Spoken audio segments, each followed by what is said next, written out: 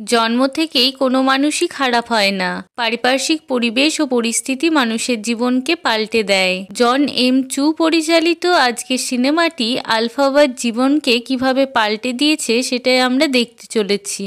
সিনেমার শুরুতে আমরা দেখতে পাই একটি ছোট্ট গ্রামে এক ভয়ানক জাদুকর মারা যাওয়ার খবর পাওয়ায় সবাই আনন্দে মেতে উঠেছে। কিন্তু তবুও সবার মধ্যে একটা ভয় কাজ করছিল যে সত্যিই কি জাদুকর মারা গিয়েছে নাকি সবটাই গুজব। এমন সময় গ্লিন্ডা নামে এক জাদুকর এসে পৌঁছায়। সে জানায় সত্যিই ওই ভয়ানক জাদুকর মারা গিয়েছে। গ্লিন্ডার মুখ থেকে এই কথা শোনার পর সবাই আশ্বস্ত হয়। ওই জাদুকরের ছবি দেওয়াল থেকে খুলে ফেলা হয়। এমন সময় একটা ছোট্ট মেয়ে এসে গ্লিন্ডাকে জিজ্ঞেস করে সে কি সত্যিই খুব খারাপ জাদুকর ছিল। উত্তরে গ্লিন্ডা বলে জন্ম থেকে কেউ খারাপ হয় না, পরিবেশ ও পরিস্থিতির চাপে খারাপ হতে বাধ্য হয়। এর পরের দৃশ্যতে আমরা দেখতে পাই কয়েক বছর আগে এক গভর্নর তার কাজের জন্য বাড়ি থেকে বেরিয়ে যাওয়ার আগে তার স্ত্রীকে গুড বাই উইশ করে। গভর্নর বেরিয়ে যাওয়ার পরেই তার ওয়াইফ বয়ফ্রেন্ডকে ঘরের মধ্যে ডেকে পার্টি করতে থাকে। সেই সময় পশু পাখি এবং মানুষ একসাথে থাকতো এবং পশুরা মানুষের মতো কথা বলতে পারত। গভর্নরের স্ত্রীর ডেলিভারি হওয়ার সময় হয়ে গেলে গভর্নর তার বাচ্চাকে দেখার জন্য অধীর আগ্রহে থাকে। কিন্তু আলফাবা জন্মানোর পর তার গায়ের রং সবুজ দেখে গভর্নর তাকে কিছুতেই স্বীকার করতে পারে না। আলফাবা জন্ম থেকেই এক জাদুকর ছিল। তার কান্নায় ঘরের সমস্ত জিনিস ভাসতে থাকে। আসলে সে ছোট ছিল বলে নিজের শক্তিটাকে কন্ট্রোল করতে পারছিল না। শেষে এক ভাল্লুক যে কিনা সার্ভেন্ট ছিল সে আলফাবা এবং তার বোন রোজের দেখাশোনা করত। বড় হওয়ার সঙ্গে সঙ্গে আলফাবার জীবনে দুর্যোগ নেমে আসে। একদিন গার্ডেনে সার্ভেন্ট ভাল্লুক রোজের খেয়াল রাখার জন্য আলফাবাকে বলে সেখান থেকে চলে যায়। ঠিক সেই সময় অন্য বাচ্চারা এসে তাদেরকে রাগাতে থাকে। তখন আলফাবা তাদেরকে চলে যেতে বললেও তারা সেখান থেকে চলে যায় না। এমন সময় আলফাবা রেগে গিয়ে জাদুর সাহায্যে তাদের দিকে পাথর ছুঁড়ে মারে। এই সমস্ত ঘটনায় তার ছোট বোন রোজ কাঁদতে থাকে। ঠিক তখনই গভর্নর সেখানে এসে আলফাবার উপর রেগে গিয়ে রোজকে সেখান থেকে নিয়ে চলে যায়। সিনেমার দৃশ্যতে আবার ওই ছোট্ট গ্রামকে দেখানো হয় যেখানে সমস্ত গ্রামবাসীর সাথে গ্লিন্ডা ওই খারাপ জাদুকরের পুতুল পুড়িয়ে দেয়। সেখান থেকে গ্লিন্ডা বেরিয়ে যাওয়ার সময় একটি মেয়ে এসে তাকে জিজ্ঞেস করে তুমি আর ওই ভয়ানক জাদুকর বন্ধু ছিলে? উত্তরে গ্লিন্ডা বলে বন্ধু না, আমি ওকে চিনতাম। এই বলে তাদের পুরনো ঘটনা বলতে শুরু করে। অনেক বছর আগে গ্লিন্ডা জাদু শেখার জন্য একটা ইউনিভার্সিটিতে যায়। সেখানে আরও অনেক নতুন স্টুডেন্ট ছিল।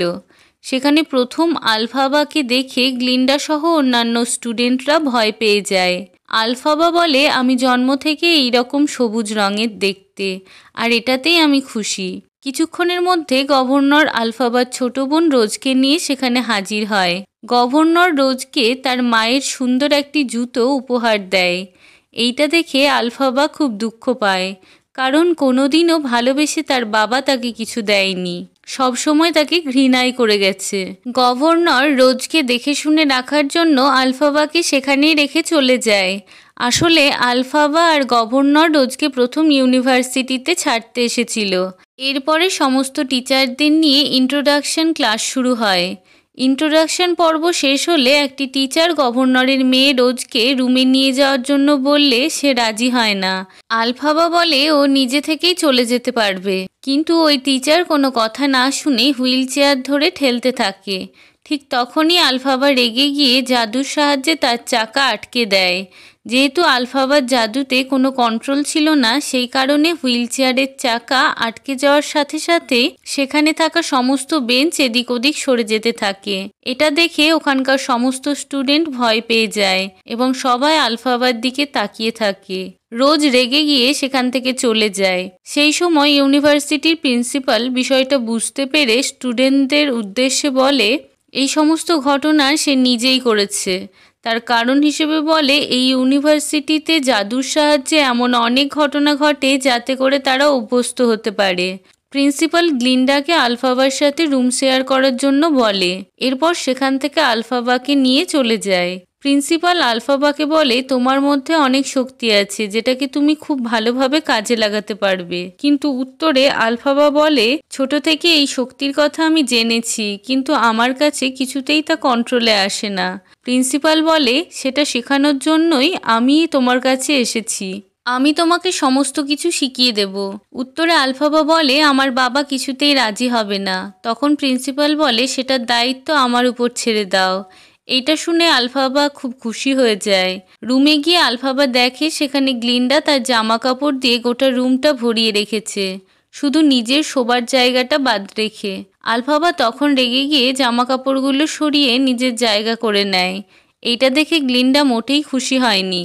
পরের দিন ক্লাসের সবাই গ্লিন্ডার সাপোর্টে থাকে আর আলফাবাকে আলাদা করে দেয়। এমনকি গ্লিন্ডা আলফাবাকে সব জায়গাতেই ছোট করার চেষ্টা করে। একটা সময় ক্লাসে প্রফেসর আসে, যে ছিল একটা ছাগল। সে গ্লিন্ডার নামটা সঠিক উচ্চারণ করতে না পারায় গ্লিন্ডা রেগে যায়, কিন্তু আলফাবা প্রফেসরকে সাপোর্ট করে পড়ানোর জন্য বলে। প্রজেক্টর দেখিয়ে পড়ানো শুরু করার সময় প্রফেসর বলে, একটা সময় ছিল যখন মানুষ আর পশু পাখি একসাথে থাকতো, কিন্তু মানুষের খিদে ও চাহিদা তাদের বিপক্ষে করে দেয়। পড়াতে পড়াতে একটা সময় প্রজেক্টরে ছবি চেঞ্জ করতে গিয়ে দেখে কেউ একজন পশু পাখিদের বিপক্ষে লিখেছে। এইটা দেখে প্রফেসর দুঃখ পেয়ে সেখান থেকে চলে যায়। রুমে গিয়ে প্রফেসর অন্যান্য টিচারদের বলে, আমাদের এখানে আর কোনো জায়গা নেই, আমাদের এখান থেকে চলে যাওয়াই মঙ্গল। এই সমস্ত ঘটনা আলফাবা বাইরে থেকে শুনছিল, সেটা বুঝতে পেরে প্রফেসর তাকে রুমে ডেকে নেয়। আলফাবা তাদের উদ্দেশ্যে বলে, আমি আপনাদের যথাসম্ভব সাহায্য করব। টিচার্স রুম থেকে ফিরে যাওয়ার পথে আলফাবার সাথে প্রিন্সের দেখা হয়ে যায়। প্রিন্স আলফাবাকে দেখে ভয় পেয়ে যায়, সেও ছিল এই ইউনিভার্সিটির নতুন স্টুডেন্ট। ওইদিকে গ্লিন্ডা প্রিন্সের সাথে বন্ধুত্ব করার জন্য তার চারপাশে ঘোরাঘুরি করতে থাকে, কিন্তু প্রিন্স সহজে কারোর বন্ধুত্ব অ্যাকসেপ্ট করে না। যাই হোক, অনেক চেষ্টা করে গ্লিন্ডা প্রিন্সকে বন্ধু বানিয়ে ফেলে।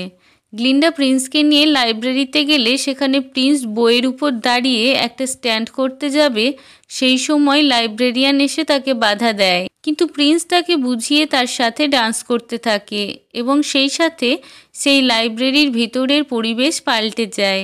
সেখানে আলফাবা ছাড়া সবাই ডান্স করতে থাকে। ওইখানে একটি স্টুডেন্ট গ্লিন্ডাকে নাইট পার্টির জন্য ইনভাইট করতে চায়, কিন্তু সে স্টুডেন্টকে রোজের কাছে পাঠিয়ে দেয়। রোজ আনন্দের সাথে তা গ্রহণ করে। এই কথা আলফাবাকে বললে সে ভাবে এতে গ্লিন্ডার কোনো চালাকি আছে কিনা। পরের দৃশ্যতে আমরা দেখতে পাই নাইট পার্টির জন্য গ্লিন্ডা রেডি হচ্ছে আর তাকে খুব সুন্দর দেখাচ্ছে। ওইদিকে আলফাবাকে গ্লিন্ডা তার ঠাকুমার দেওয়া একটি টুপি পরতে দেয়, যেটি পরলে আলফাবাকে দেখতে ডাইনির মতো লাগবে। তাই ইচ্ছে করে গ্লিন্ডা এই কাজটি করে। যাই হোক, পার্টি শুরু হলে গ্লিন্ডা প্রিন্সের সাথে আর রোজ ওই নতুন স্টুডেন্টের সাথে এবং অন্যান্যরাও একে অপরের সাথে এনজয় করতে থাকে। ঠিক সেই সময় আলফাবা পার্টিতে ঢুকলে সবাই তাকে দেখে চমকে যায়। ওই টুপি পরে তাকে দেখতে পুরোপুরি ডাইনির মতো লাগছিল। সে সবার সামনে ওই টুপিটা খুলে রেখে অদ্ভুতভাবে নাচতে শুরু করে। তাকে দেখে সমস্ত স্টুডেন্টরা হাসতে থাকে। আলফাবা তখন কাঁদতে শুরু করে। ওইদিকে গ্লিন্ডা তার নিজের ভুল বুঝতে পেরে তাকে জড়িয়ে ধরে এবং তার মতো নাচতে শুরু করে। একটা পর্যায়ে সেই পার্টিতে সবাই আলফাবার মতো নাচতে থাকে, আর এর সাথে গ্লিন্ডা আর আলফাবার বন্ধুত্ব হওয়ায় ক্লাসের সমস্ত স্টুডেন্ট আলফাবাকে সাপোর্ট করতে থাকে। পার্টি শেষে দুইজনে রুমে চলে যায়। সেখানে গ্লিন্ডা আলফাবাকে বলে, আমি প্রিন্সকে খুব তাড়াতাড়ি বিয়ে করতে চলেছি, এটা কেউই জানে না, আর এটা আমার সিক্রেট। গ্লিন্ডা আলফাবাকে জানতে চায়, তোমার সিক্রেট কি? উত্তর জানতে পেরে সবুজ বোতলটা সে নিয়ে নেয়, যেটা আলফাবার একদম পছন্দ ছিল না, কারণ এই বোতলটা তার মা তাকে গিফট করেছিল, তাই সে গ্লিন্ডার কাছ থেকে কেড়ে নেয়। এতে গ্লিন্ডা রেগে যায়। আলফাবা তখন বলে, আসলে ছোট থেকে আমার বাবা আমাকে পছন্দ করতো না আমার গায়ের সবুজ রঙের জন্য। সেই কারণে আমার ছোট বোন রোজ হওয়ার আগে আমার বাবা মাকে সারাদিন সাদা ধরনের এক পাউডার খাওয়াতো, যাতে বোন ফর্সা হয়। কিন্তু আমার বোন পঙ্গু হয়ে যায় আর মা মারা যায়, এই সব কিছুর জন্য আমি দায়ী। এই বলে আলফাবা মন খারাপ করে। কিন্তু গ্লিন্ডা তার মন ভালো করার জন্য তাকে অনেক ড্রেস দেয় আর মেকআপ করে তার চেহারাটা অনেকটাই পাল্টে দেয়। এই সব কিছুর জন্য সে খুব খুশি হয়। পরের দিন আলফাবাকে দেখে প্রিন্স ভয় না পেয়ে তার সাথে কথা বলে। ওই দিন প্রফেসরের শেষ ক্লাস ছিল। ক্লাস চলাকালীন কিছু লোক প্রফেসর ছাগলকে ধরে নিয়ে চলে যায়। এইটা দেখে আলফাবা আটকানোর ব্যর্থ চেষ্টা করে। কিছুক্ষণ পর নতুন প্রফেসর একটি খাঁচাতে বাঘের বাচ্চাকে নিয়ে আসে আর বলে এখন থেকে মানুষ আর পশু একসাথে থাকবে না, মানুষ পশুদের কন্ট্রোলে রাখবে। এই কথা শুনে আলফাবা খুব রেগে যায় আর সেই সাথে সেখান থেকে সমস্ত ফুলগুলো হাওয়াতে ভাসতে থাকে। প্রিন্স ছাড়া ওখানে সবাই অজ্ঞান হয়ে যায়। সেই সুযোগে দুইজনে বাঘের বাচ্চাটাকে নিয়ে জঙ্গলে ছেড়ে দিয়ে আসে। ওইদিকে প্রিন্সিপাল সেখানে এসে দেখে সমস্ত স্টুডেন্ট অজ্ঞান হয়ে পড়ে আছে। এটা যে আলফাবার দ্বারাই হয়েছে তার বুঝতে আর বাকি রইল না।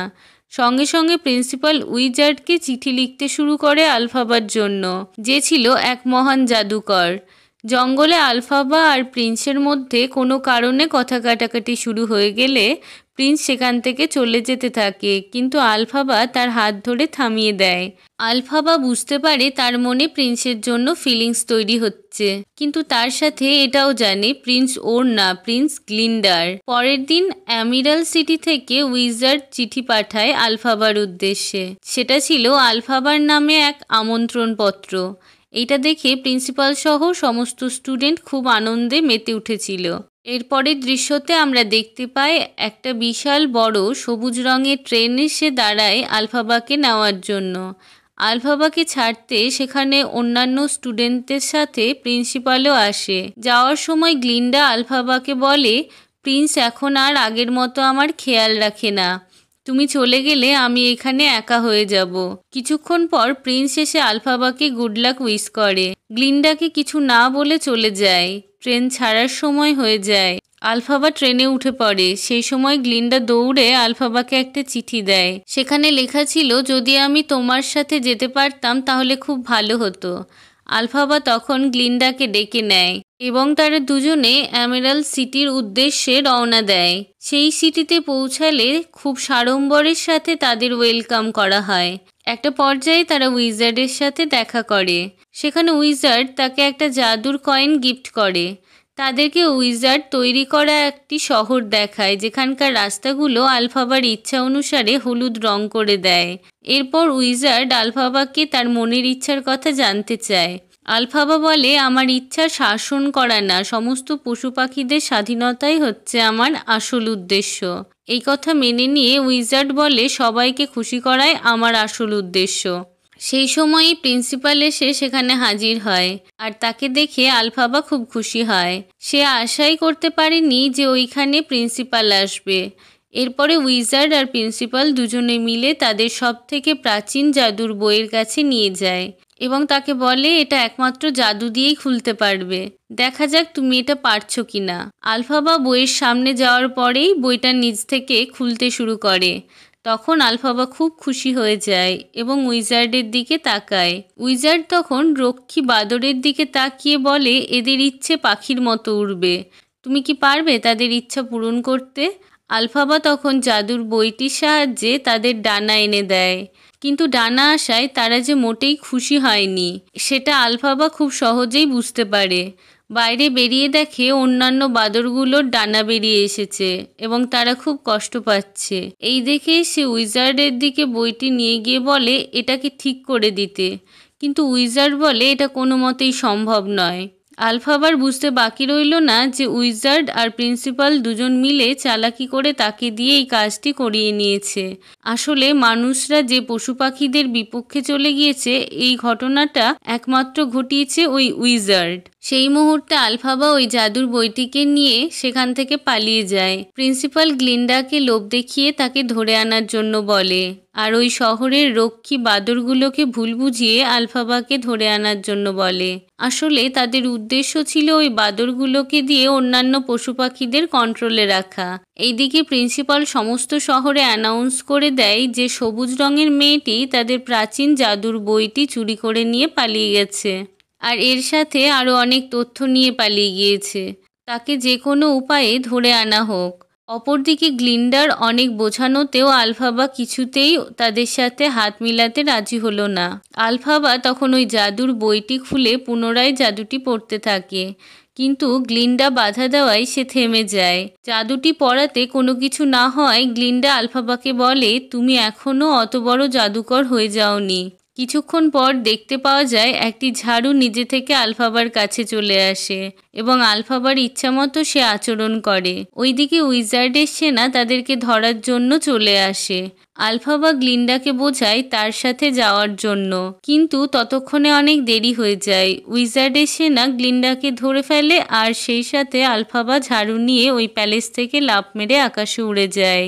আলফাবা বুঝতে পারে গ্লিন্ডা প্রিন্সিপালের সাথে হাত মিলিয়েছে। এটা জেনে সে খুব দুঃখ পায় এবং সেই সাথে তার জাদু দিয়ে সেই শহরে অন্ধকার নামিয়ে নিয়ে আসে।